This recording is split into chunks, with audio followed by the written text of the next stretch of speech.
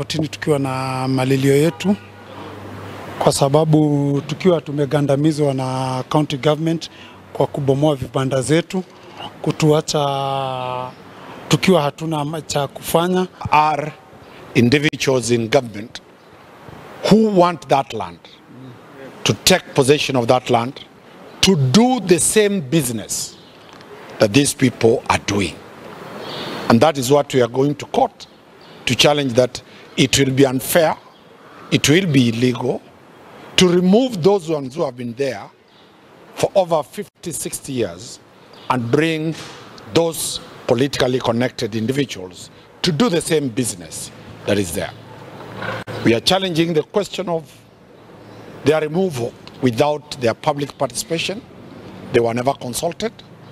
We are challenging the non-issuance of notices, because the law talks of them being given notices. Wewe raisi, ukiwa pale huko, sisi tulikuingiza kwa roho moja. Kwa hivyo, fanya tu shauri na moyo wako. Simama na wamama.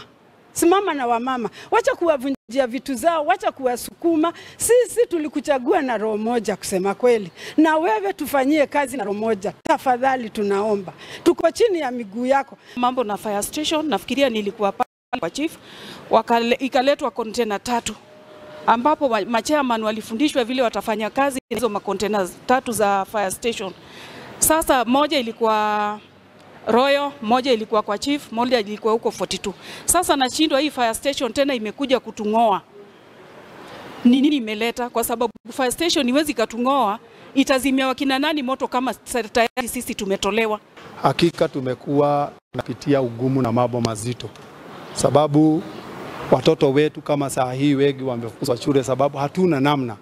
Na ningeomba ni kwa sababu tunajua hii fire station ambao tunaambiwa inakuja, hiyo hata haina shida pahali pake iko.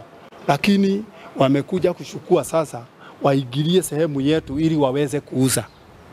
Ni vizuri tuongee namna hiyo. Kwa hivyo tunapokuja hapa hatujui, sio serikali inataka kufanya kazi hapo.